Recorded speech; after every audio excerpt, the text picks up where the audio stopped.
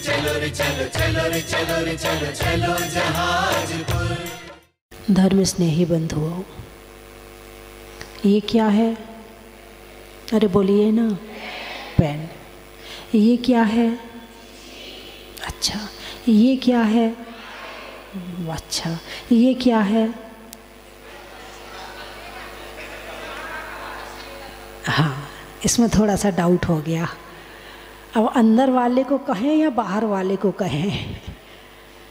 वैसे उपयोग अंदर वाले का ही करते। क्या भाई जरा चश्मा लाना, ये नहीं कहते डिब्बी लाना, चश्मा लाना, ठीक है।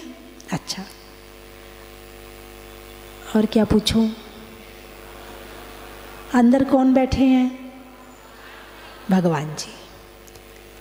आपने कैसे जाना और किससे जाना कि ये पेन है, ये पिच्छी है, ये चश्मा है, ये भगवान है? आपने कैसे जाना? आपने कैसे जाना? ज्ञान से। बहुत बढ़िया। ये पेन जान सकता है कि आप कौन हैं? आपने पेन को किससे देखा? तो किसने जाना? आँख ने जाना या ज्ञान ने जाना? चलो, शिवपुरी वाले होशियार हैं। आपने ये बता दिया कि इतना तो हमें आता है, आप इससे आगे का बताओ, है ना। इस पेन को देखा आँख ने और जाना ज्ञान ने। बहुत बढ़िया। तो ये ज्ञान रहता कहाँ है? इधर रहता है कि हार्ट में रहता है, कि पेट में रहता है, कि किडनी में रहता है, कि पाँव में रहता है, हाथ की उंगलियों में रहता है? कुछ लोग कहते हैं आगे की तरफ से छूना चाहिए चरण को, है ना, कहते हैं ना। तो कहाँ ये उंगलियों में रहता है, कि कान में है, कि जिह्वा में? ज्ञान कहाँ पर है? आत्मा में। आत्मा कहाँ है? शरीर में। शरीर के कौन से स्थान में आत्मा है? हृदय में। कहाँ पर है?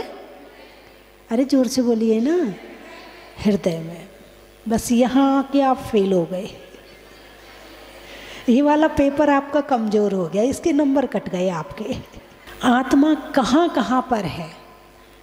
आपके पैर में सुई चुभो तो दर्द होगा, इसका मतलब पैर में भी आत्मा है। आपके हाथ में सुई चुभो, हाथ में भी आत्मा है ना। आत्मा कहाँ है? जहाँ जहाँ आपको दर्द होता है वहाँ वहाँ आत्मा के प्रदेश हैं, ठीक है। अच्छा, बालों में आत्मा के प्रदेश हैं कि नहीं है? बाल काटते हो तो दर्द होता है क्या? बाल काटने में दर्द होता है क्या? नहीं। नाखून काटने में नहीं होता है। इसका मतलब जहाँ दर्द नहीं हो रहा है मतलब वहाँ आत्मा के प्रदेश नहीं है। चलो, अब ये पता चल गया कि जहाँ जहाँ दर्द होता है वहाँ वहाँ आत्मा है। अब ज्ञान कहाँ कहाँ पर है? ज्ञान कौन कौन से हिस्से में है?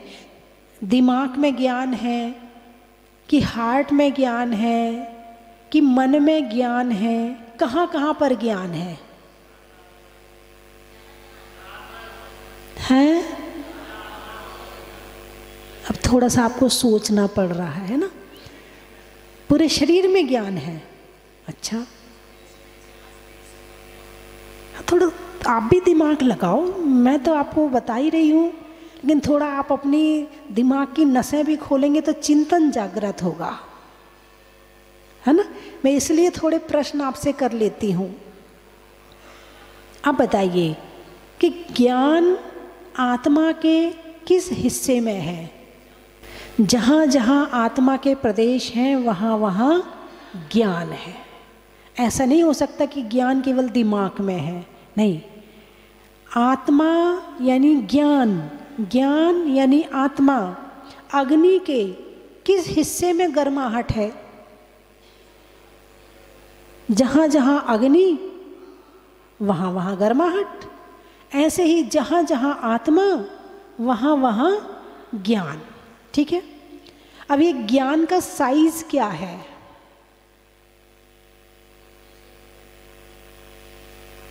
ज्ञान का साइज क्या है? हैं? जितने प्रमाण में आत्मा उतने प्रमाण में ज्ञान। और ज्ञान का साइज और कितना बड़ा है? बोले जितना बड़ा ज्ञेय उतना बड़ा ज्ञान। बोले ज्ञेय कितना बड़ा है?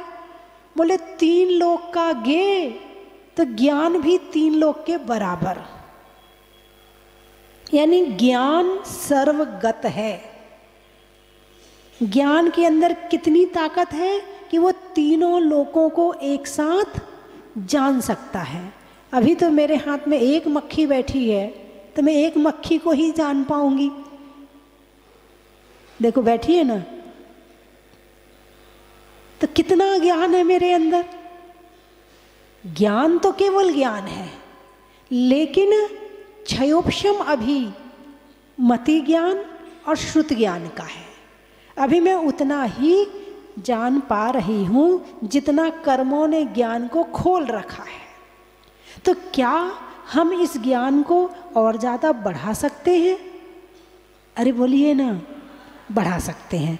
कैसे बढ़ा सकते हैं? कैसे बढ़ा सकते हैं? कषाय, पाप, राग, द्वेष, मोह से हमारा ज्ञान और ढकता है। यानी ज्ञानावरण कर्म का बंध और ज़्यादा होता है। और जितना हम इसको कम करते जाते हैं उतना हमारा ज्ञान बढ़ता जाता है। तो आप लोग जितने हैं सब स्कूल गए हो कि नहीं गए हो? अरे बोलिए ना, गए हैं। सभी लोग स्कूल गए हैं, यानी सबको पढ़ना आता है। ठीक है, तो जो स्कूल नहीं जाता तो क्या उसके पास ज्ञान नहीं होता? भाई ज्ञान कहाँ मिलता है? ज्ञान कहाँ मिलता है? अरे बोलिए ना, स्कूल में, कॉलेज में ज्ञान वही मिलता है ना। अरे हाँ तो बोलिए। और जो स्कूल नहीं जाता है उसके पास में ज्ञान?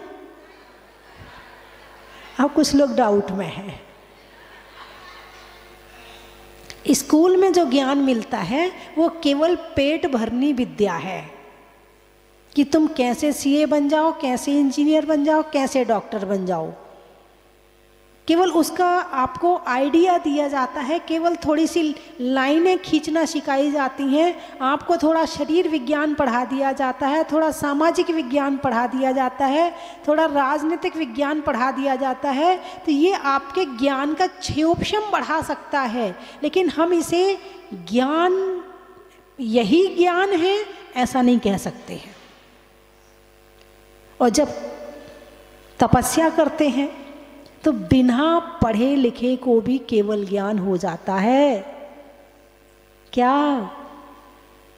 कॉलेज में जितनी डिग्री है ना सारी प्राप्त कर लो, उसके बाद भी केवल ज्ञान नहीं होगा।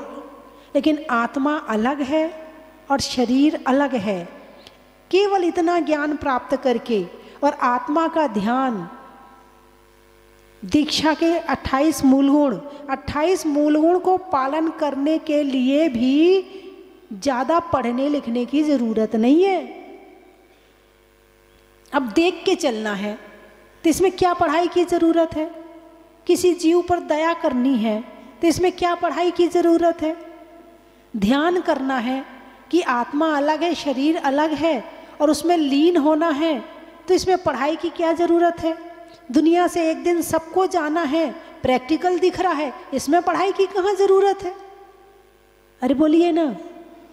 यानी सारी दुनिया ही ज्ञान का मंदिर है, शिक्षालय है।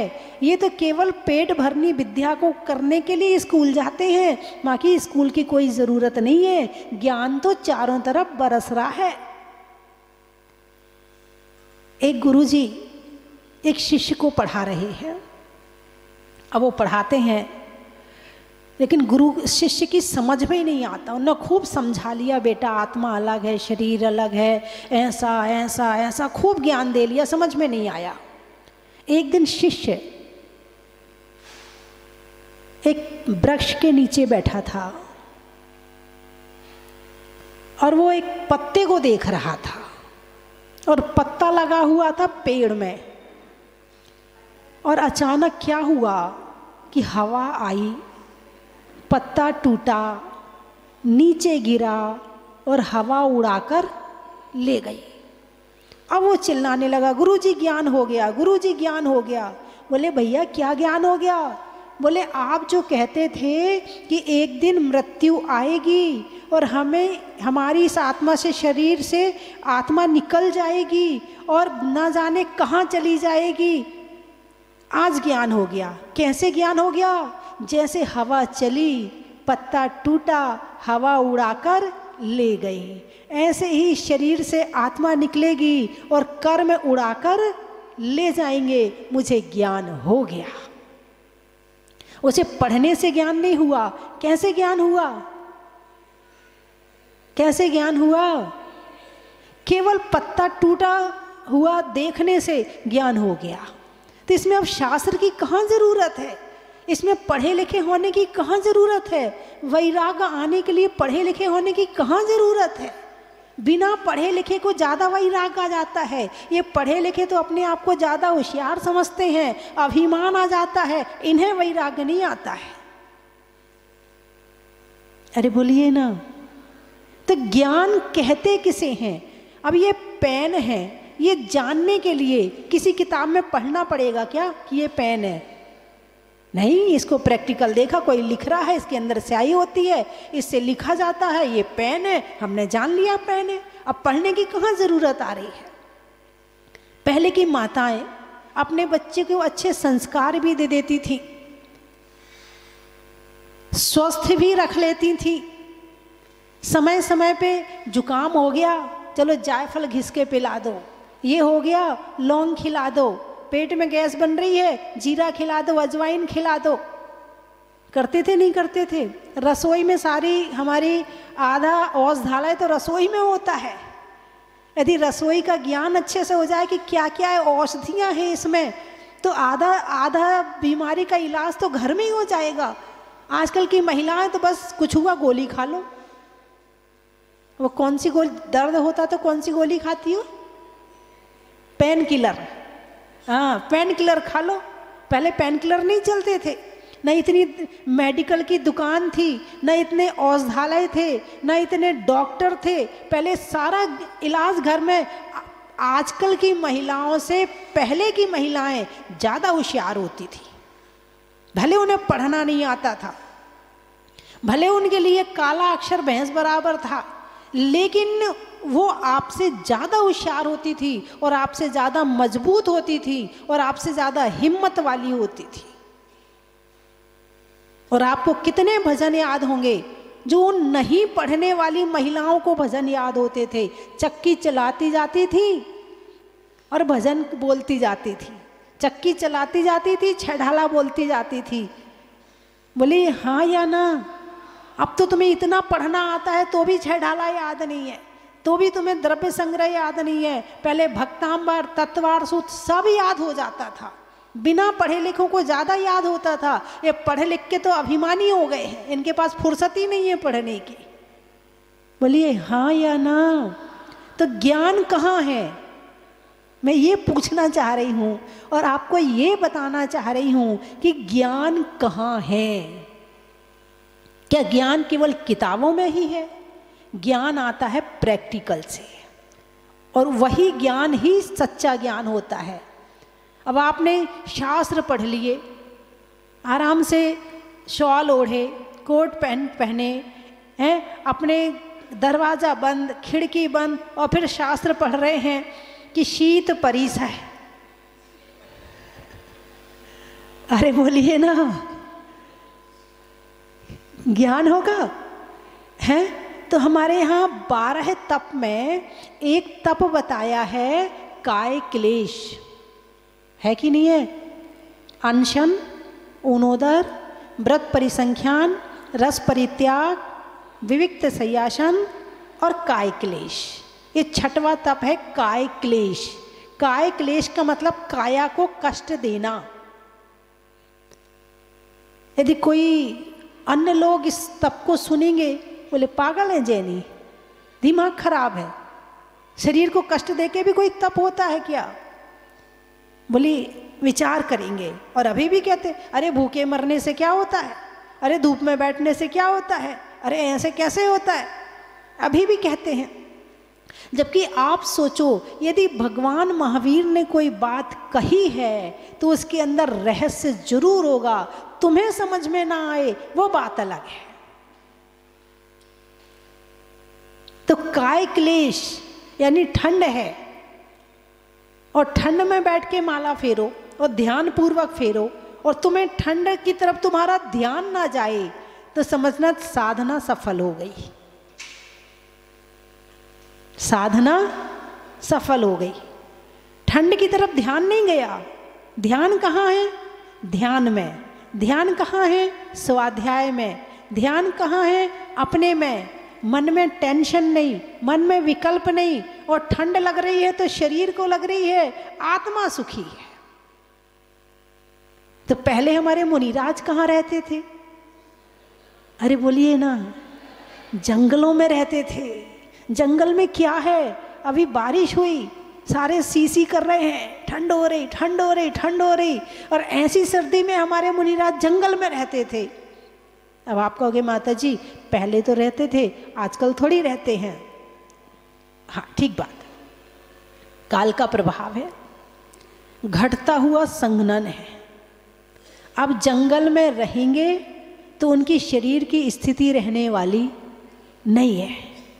अब वो यदि कमरे में बैठकर भी तपस्या कर रहे हैं तो उनके लिए यही बहुत है। चतुर्थ काल के मुनिराज, वज्र सब नारा संघनन बहुत मुनिराजों को होता था, मोक्ष जाते थे, अच्छा संघनन होता था, शरीर की शक्ति अच्छी होती थी। और अब शरीर कमजोर है। यदि एक छोटा बच्चा भरी बाल्टी उठा के ले आए तो क्या कहोगे? शाबाश बेटे, आज तूने बहुत बड़ा काम कर दिया, तो भरी बाल्टी लेके उठा के लेके आ गया। अच्छा, और वही बाल्टी यदि कोई बड़ा व्यक्ति लेकर आए तो ध्यान ही नहीं जाएगा, ठीक है वो इतना बड़ा है, उठा लेगा, क्या दिक्कत है। ऐसे ही प्राचीन समय में जब संघनन अच्छा था, शरीर अच्छा था, तो जंगल में रहकर तपस्या करते थे। लेकिन संघनन कमजोर होने के बाद भी और इतनी भौतिकता संसार में होने के बाद भी यदि इन सब को छोड़ करके कोई तपस्या कर रहा है तो उसके लिए ये भी बहुत बड़ी बात होती है। नहीं तो आप सोचो माता जी, अब कोई साधु जंगल में जाएंगे, वहाँ रहेंगे तो हम नमस्कार करेंगे, और यदि वो कमरे में रहेंगे तो नमस्कार हम नहीं करेंगे, क्योंकि वह आपने ही तो कहा है। नहीं, पंचम काल है, पंचम काल के अंतिम समय तक मुनिराज होंगे, लेकिन बस शरीर की शक्ति कमज़ोर होने से वो इतना ही कर रहे हैं कि वो कमरे में रह कर के पालन करते हैं। ये भी उनके लिए बहुत बड़ी बात। वही छोटे बच्चे ने बाल्टी उठाई, 1 वर्ष चतुर्थ काल के मुनिराज जो तपस्या करते थे उसमें जो फल प्राप्त होता था, और इस समय में यदि कोई 1 दिन तपस्या करे तो वही फल प्राप्त होता है। बंधुओं, ज्ञान कहाँ है और कहाँ से आता है? जितने हमारे तीर्थंकर हुए हैं उन्होंने कोई गुरुकुल नहीं गए,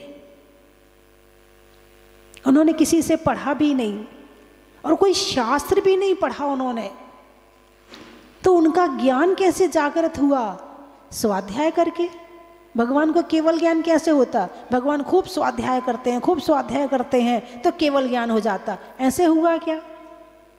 किसी शास्त्र में पढ़ा क्या आपने? ऐसा नहीं पढ़ा ना, तो कैसे हुआ उन्हें केवल ज्ञान? तपस्या करने से। और तपस्या में जो 12 तप में अंतिम भेद है ध्यान। कौन सा भेद?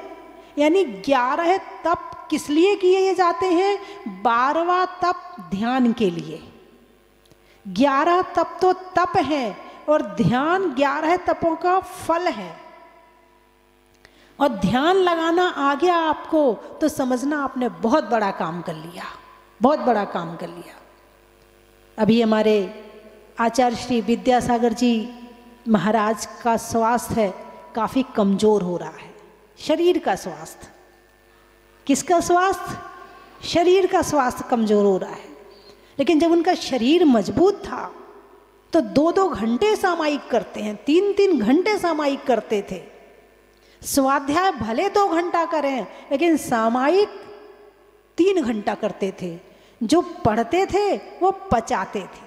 जैसे आप खा लेते हैं और खाने के बाद फिर बंद कर देते हैं खाना, फिर क्या होता है? पेट में पाचन होता है। फिर उसके बाद पढ़ा है तो पढ़ने का पाचन है ध्यान, पढ़ने का पाचन है त्याग। उनका स्वास्थ्य कमज़ोर है।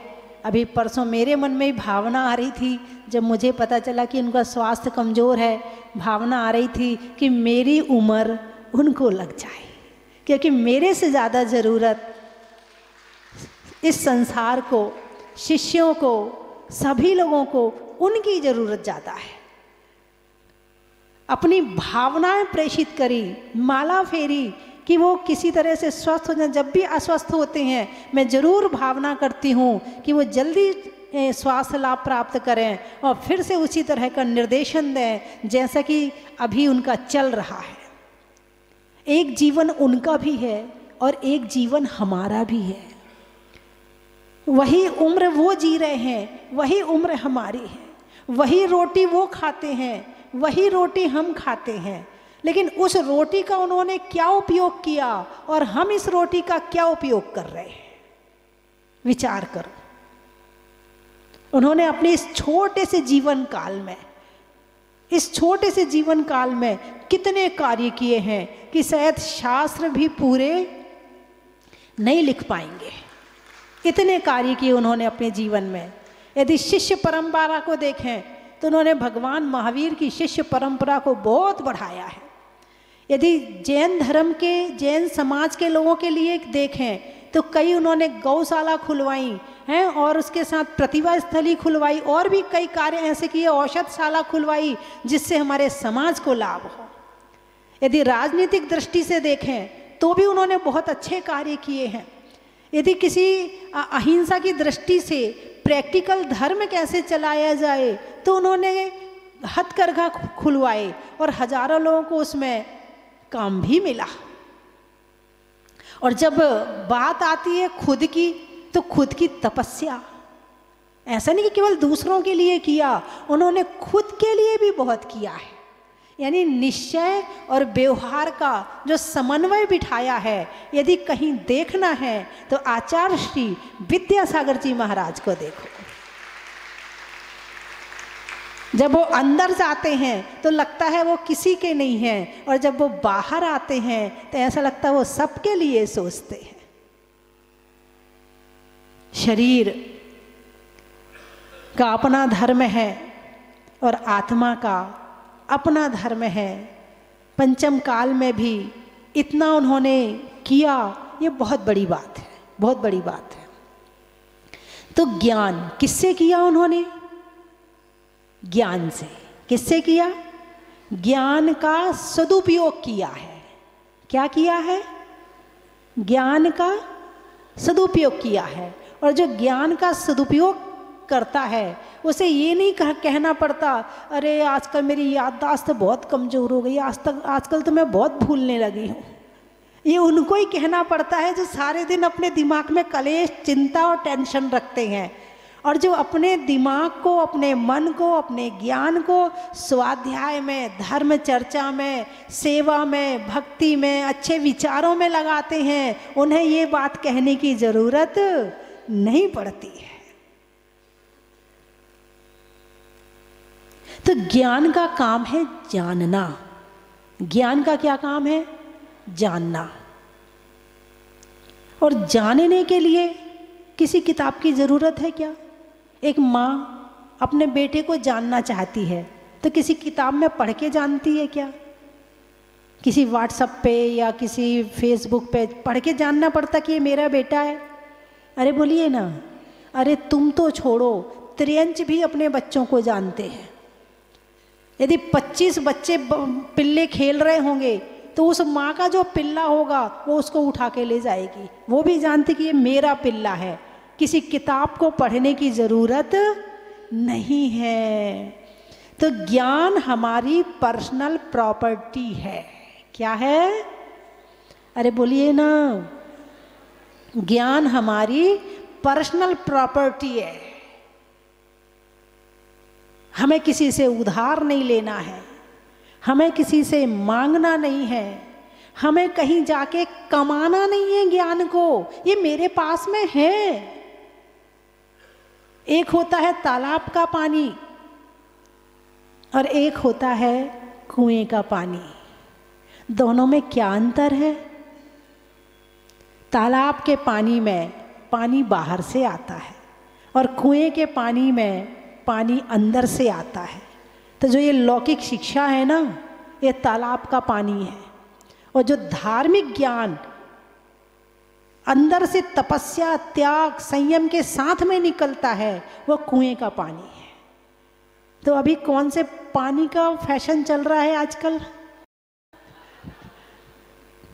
मंदिर नहीं भेजेंगे, पाठशाला नहीं भेजेंगे, बच्चों को ज्ञान नहीं करने देंगे। चल ट्यूशन का टाइम हो गया, चल तेरे स्कूल का टाइम हो गया, चल मंदिर रविवार को चले जाना, चल ऐसा कर लेना, मंदिर नहीं जाना, प्रवचन नहीं सुनना, ये नहीं करना, कहीं नहीं। जो सच्चा ज्ञान है आजकल की माताओं ने अपने बच्चों को बिल्कुल दूर कर दिया है उससे।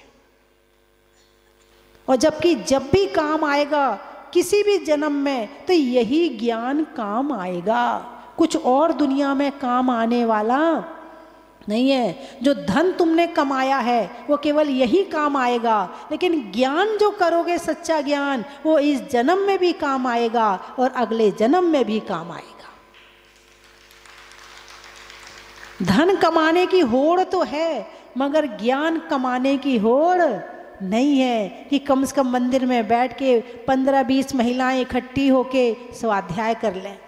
कम से कम मोहल्ले में यदि 8-10 घर जैनी के हैं तो दोपहर में अपने एक स्वाध्याय लगा लो कि 15-20 महिलाएं किसी एक के घर में इकट्ठी हो जाएं, वहीं स्वाध्याय कर लें। चलो मंदिर में नहीं जा रहे, वहीं स्वाध्याय कर लें। भाई पास पास घर हैं, जैनी हैं, तो इतना लाभ तो उठा ही सकते हैं। लेकिन नहीं, जैसे अपने किचन से फ्री हुए, अपना मोबाइल बस शुरू, फेसबुक। कौन सी बुक? शास्त्र बुक नहीं, फेसबुक। फेस यानी, अरे बोलिए ना, चेहरा, चेहरे वाली किताब। हाँ बस शुरू, इसकी शक्ल देखी, उसको जूम करके देखा, कौन सा हार पहना, कौन से कान के पहने, कपड़े कैसे लग रहे, जूम कर करके बस अब दूसरे को देखे, अब तीसरे को देखे, बस दूसरों की शक्ल ही देखते रहना, अपनी आत्मा मत देखना। और उनकी शक्ल देखने से मिला क्या? रिजल्ट। आपने 1 घंटा फेसबुक चलाया, रिजल्ट कितना पुण्य मिला, कितना ज्ञान बढ़ा? कुछ भी नहीं। आप 1 घंटा स्वाध्याय करो, फिर देखो आपको कितना आनंद आता, ज्ञान भी बढ़ेगा, संतुष्टि भी बढ़ेगी। लोग संतुष्ट नहीं है आजकल। संतुष्टि है क्या? नहीं है। संतुष्टि कब आएगी? ज्ञान आने के बाद में। ज्ञान आने के बाद मन अपने आप संतुष्ट हो जाता है, किसी से कोई अपेक्षा नहीं रखता है। ऐसा लगता बस जो मिलना था वो मिल गया। ज्ञान आत्मा का भोजन है, ज्ञान आत्मा का पानी है। और ज्ञान करने लगो तो साधु दिन में 1 बार आहार लेते हैं और संतुष्ट रहते हैं। तुम दिन भर खाते हो तो भी संतुष्ट नहीं रहते। आज मैंने ये नहीं खाया, उसने मेरे लिए ये नहीं बचाया, उसने ये पूरा खा लिया। तुम दिन भर खाने के बाद भी असंतुष्ट, और साधु 1 बार आहार लेता है तो भी संतुष्ट। क्यों? कारण ज्ञान। एक बार आहार करके आए, बैठ गए सामायिक में, गया भोजन, दिमाग से भी निकल गया, चौके से निकले तो दिमाग से भी निकल गया, अपनी सामायिक में बैठ गए, फिर उठे, फिर अपना स्वाध्याय करने लगे, फिर कहीं कोई विशेष चर्चा करनी है, चर्चा करने लगे, फिर अपना फिर प्रतिक्रमण हो गया, फिर स्वाध्याय हो गया, फिर सामायिक हो गई। याद ही नहीं आया कि एक बार खाया भी है और कल खाना भी है। ऐसी संतुष्टि कब आती है? जब ज्ञान होता है। ज्ञान से ज़्यादा संतुष्टि दुनिया में कोई नहीं दे सकता, कोई नहीं दे सकता। प्रवचन सुनने के बाद कैसा लगता है? कुछ लोग तो आके बताते, बोले माता जी टीवी में सुनने के बाद मन फ्रेश हो जाता है, मन शांत हो जाता है और कुछ समय तक तो आनंद रहता है, अच्छा लगता है कि कुछ हमें प्राप्त हुआ है। ये क्या है? ये ज्ञान की संतुष्टि है। इसमें ना भोजन की ज़रूरत है, ना ज्वेलरी की ज़रूरत है, ना अच्छे कपड़ों की ज़रूरत है, इसमें ना मकान, दुकान, नोट, कुछ की ज़रूरत नहीं है और संतुष्टि आ गई। उसका नाम है ज्ञान। अच्छा, संतुष्टि क्यों मिलती है? संतुष्टि इसलिए मिलती है कि मेरी आत्मा कैसी है? ज्ञानमय। मेरी प्रॉपर्टी क्या है? ज्ञान। जब मेरी प्रॉपर्टी की तरफ मेरी दृष्टि जाती है तो संतुष्टि आती है, ठीक है। और जब पुद्गल की तरफ दृष्टि जाती है तो असंतुष्टि बढ़ती है। तृष्णा नागिन ज्यों ज्यों डंके, लहर जहर की आवे। कहाँ की लाइनें हैं ये?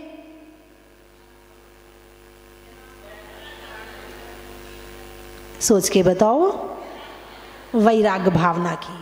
मैं ये कहती हूँ कि सप्ताह में एक दिन पूरी भावों के साथ में वैराग्य भावना गा करके और पूरे अंदर के भावों के साथ में वैराग्य भावना जरूर पढ़ें। 3 चीज़ें बोलूँगी, आपको कहना बड़ा ही महत्व है। बजने में पौने का, मनुष्यों में नौने का और महिलाओं के लिए सोने का, इतिहास के निशान का, धर्म में प्रमाण का और जीवन में सच्चे ज्ञान का,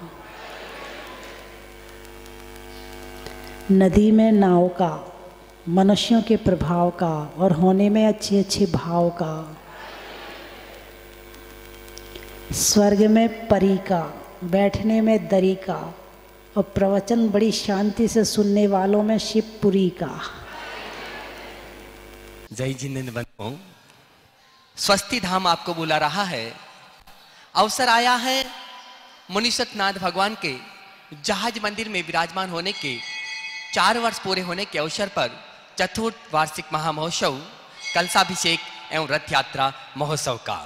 बंधुओं, परम पूजनीय भारत गौरव गुरु माँ गण्यारी का स्वस्ति भूषण माता जी के मंगलमय आशीर्वाद और उनकी संगस्थ चुलिका अरतमती माता जी के सत्संग पावन सानिध्य में आने वाली 6 फरवरी को एक भव्य भजन संध्या का आयोजन यहाँ पर होगा और 7 फरवरी को मुनीश्वरनाथ भगवान को जहाज मंदिर की मूल वेदी में विराजमान होने के 4 वर्ष पूरे होने के शुभ अवसर पर सुबह 6:30 बजे से मुनीश्वरनाथ विधान और ठीक 8 बजे से अतिशयकारी बड़े बाबा मुनीश्वरनाथ भगवान का 1008 कलशों से महामस्तकाभिषेक और पूज्य माता जी के मुखारविंद से विशेष रिद्धि मंत्र के साथ में शांति धारा होगी। और उसके बाद में एक बहुत ही भव्य सुंदर अप्रतिम स्वर्ण का भामंडल बनकर के आया है और उसकी स्थापना होगी और एक नवीन छत्र यहाँ पर लगाया जाएगा।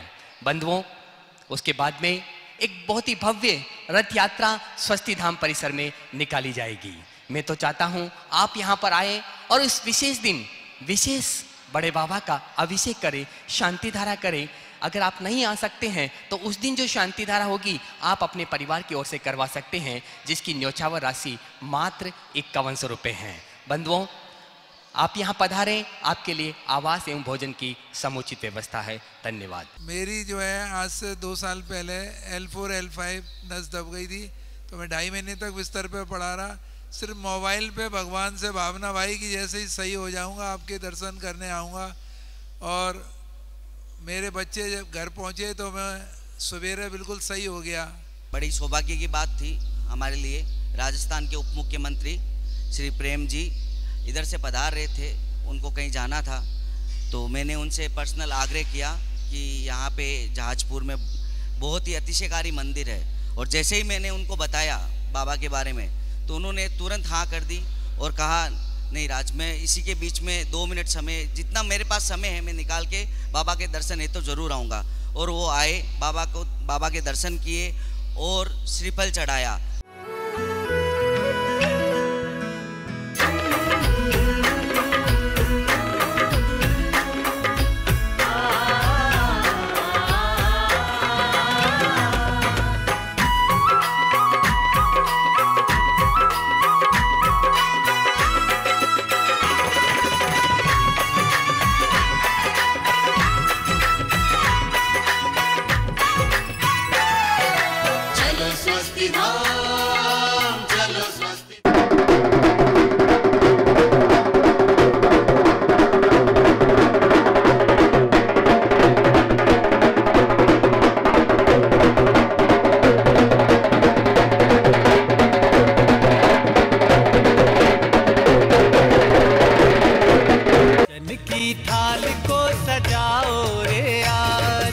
रत्नों की थाल को भर लाओ रे आज, आओ आओ करे रे गुणगान आरती भगवन की, आओ आओ करे गुणगान आरती भगवन की, आओ आओ करे रे गुणगान आरती भगवन की।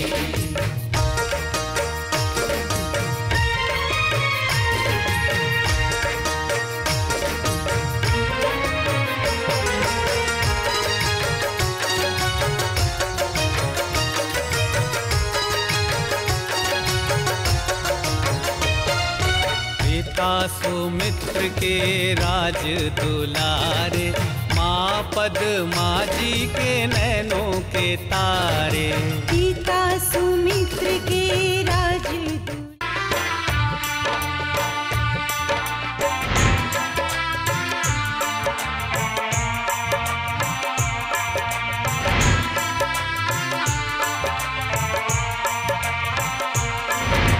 चलो रे चलो रे चलो, चलो रे चलो रे चलो, चलो जहाजपुर।